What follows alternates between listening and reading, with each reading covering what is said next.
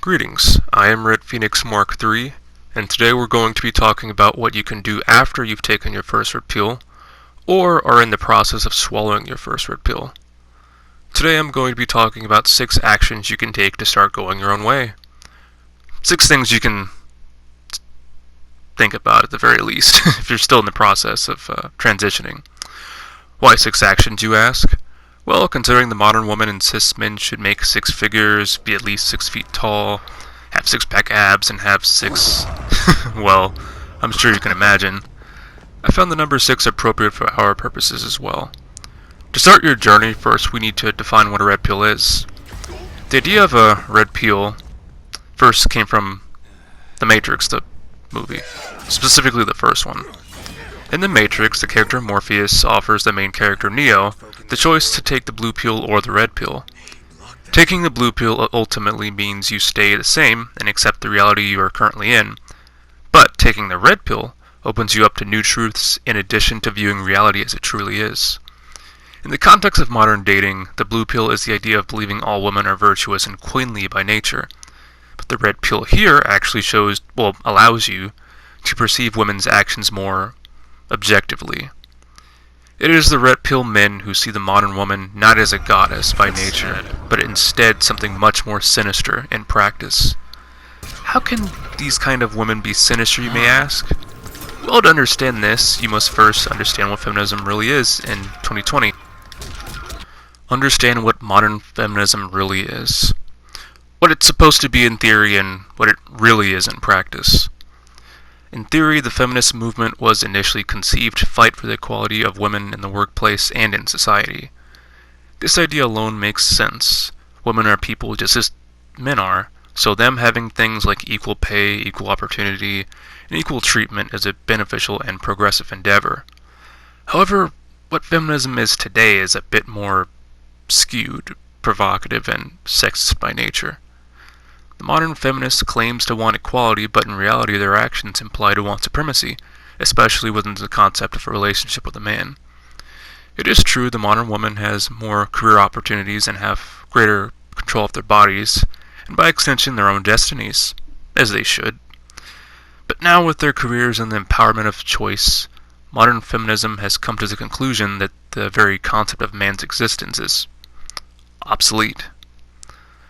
Modern feminists claim they don't need men in their lives because they can provide for themselves, and the traditional monogamous relationships with said men are largely archaic, unnecessary, and oppressive.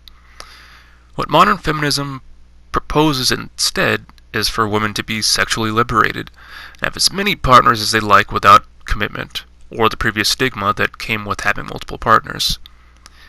The idea on its own seems relatively sensible, but the problems begin to arise when you begin to see the implications and complications that come. It is true with modern feminism, men and women can both be as sexually active as they choose, without commitment. But an important detail that feminism seems to overlook, among several, is the fact that not all men act like this. Not all men want to have multiple partners. When confronted with why can't women have as many partners as men, some feminists at the very least will argue simply because men can, women should as well. But in reality, more men than they can fathom actually wanted a meaningful relationship with a woman at some point. If this weren't remotely true, the MGTOW or men going their own way movement wouldn't be continuing to grow today. In embracing this form of liberation, the modern feminist not only exercises this freedom of multiple partners, but often shames and mistreats those who simply want a relationship. And this, folks, is where the contradictions and the chaos begin. Logic dictates that if someone doesn't want to be in a relationship with another person, then they should be direct with their intentions and not waste the time of those with differing motives. For instance, if a woman claims to not need a man and have their own money, what's so wrong with a woman paying for their own things on a date? If the modern woman goes into a date knowing they aren't interested in a person, why does she go into the date at all? If a good man enters into the modern woman's life, why does she ignore its existence and go after the bad boys or chads? Hypergamy. If the modern woman doesn't need a man to provide for her, why does she insist that a man must provide her with everything? Similar to the traditional relationships of the past they supposedly loathe so much. It is here that we discover that despite claiming superiority and the unnecessary need for a man, they still want the benefits that come from being a feminist and the benefits of traditional relationships, with none of the responsibility or accountability of either. None of this makes sense. Logically, this cannot be done, nor should it be attempted. Another thing that doesn't make a lot of sense are the wish lists or standards that women employ. 6 figures, 6 feet, etc. These standards mostly apply to around the top 10% of men who they believe they are entitled to and actually find attractive. But mathematically speaking, if there is only a small portion of these kinds of men and a lot more women who seek them, it is impossible for all of these women to acquire this kind of man. Furthermore, if there are in fact more women than men on Earth, as it is now, then the odds stack even further against them. Sometimes I honestly wonder if the modern woman has such high standards because they know the likelihood of this happening is low, so it gives the excuse to stay in the dating market, further their catch relations, or ride the community carousel. A self-fulfilling prophecy, perhaps. Food for thought. Modern feminism is full of many contradictions and overall treats men as lesser beings, if beings at all. On the whole, don't you think it's odd that a movement called feminism now only seeks to glorify and embody traits that are more closely associated to men? Like dominating a relationship, having multiple partners, sexist views and treatment of the opposite gender, and being emotionally distant? For that matter, if traditionally women were supposed to be the better half of men, but today seek to embody the worst of men, aren't they just a half at best and a worse half at worst? Number 2. Don't forget, you are a man. At the very least, you're a human being too. Your hopes, dreams, and existence matter too. So long as you have a mind of your own, an honest heart, and a passionate soul, there is no reason you shouldn't see yourself as anything less. You are the author of your own story and the main character of your own plot. No matter how many times these women may demonize the concepts of loyalty, honor, compassion, and humanity, you are your own hero, and you have all the strength and abilities that you allow yourself to have. Number 3. Absorb the sphere of isolation that surrounds you and bend it to your will. Make isolation your friend. Instead of being at the mercy of isolation or loneliness, you can do the opposite. Put isolation at your mercy. Instead of focusing on the idea of being alone, you can focus on what you can do with your time alone. Having more time to yourself simply means you will have more time for your passions, trying new things, and generally decreasing how much stress you are subjecting yourself to when it comes to modern women. And understanding this isolation, and even controlling it, not only does isolation become something you will no longer have to fear, but it will also make it a lot easier to ignore the modern woman as easily as she ignores roughly 80% of men. Number 4. Become a digital ghost. Isolate yourself from the digital damsels. Another action you can and probably should take when beginning to go your own way is deleting all of your dating apps, if you have them. So many of these sites are a contributing factor to the toxic ego and opportunism that some women have.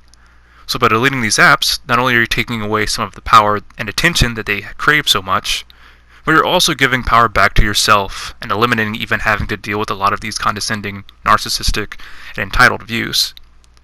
Deleting your dating apps will also give yourself a bit more sanity and confidence, because you will no longer have to even worry or care about the modern woman's contradictory and objectifying standards of the kind of man they want, at the very least online. You can also even delete all non-essential social media as well, so you can separate yourself from the digital world a bit and take away a few unnecessary distractions from what you really seek to accomplish in your life. Number 5. Separate the concept of love from women. Stop seeing each woman you see as a potential love interest or potential wife, girlfriend, etc. So, a while back, someone close to me once told me when I was younger that I shouldn't see each woman as a potential wife. Basically what I'm talking about now. And at the time I wasn't quite sure what that meant, or even how to not do that, conceptually speaking. But then, recently it hit me. In order to accomplish this, you would ultimately have to not see women in that light. Basically, you have to stop believing that love is inherent to women. In other words, separate women from the concept of love itself. Women are just women, after all, people like us, and love is its own concept, universally. In doing this, it will likely make it easier for you to generally deal with women as they are, and even easier to see that love on its own is not your tormentor. Considering their views on men and how women have treated you and other men in the past, you should ask yourself a crucial question. Why are you doing this to yourself? Do you really want to be with a woman who determines your worth as a human solely by what you can do for them and not who you are to them? Do you really want to be with someone who constantly believes they can do better than you, believing that you're beneath them somehow, just because of gender? Do you really want to be with someone who plays childish, nonsensical games, that's rules are so contradictory and hypocritical? A game with odds consistently in her favor and never truly or totally in yours. If your answer to these questions is no, then you realize that you owe the modern woman nothing. But you do owe yourself peace and a life worth living, nonetheless. Because you deserve it. In conclusion, the situation as a whole may seem hopeless, and in continuing down this path, you will likely be alone. But your solitude is what you make it. In the end, you will save so much money and peace of mind, you'll likely wonder why you ever wanted to be with the modern woman in the first place. So remember, in a game of chess, even if the queen is the most powerful piece in the game, once the king leaves the board, the game is over. Thank you for watching. I really hope this video gets to men that think they have to sacrifice themselves just to be with a woman, and also those men who have sacrificed so much of their identities just to be in a woman's presence. We only get one life, folks. Be the best you can be. And whatever you do in life, folks, do it with a flair and a smile. This is Red Phoenix Mark III, signing off.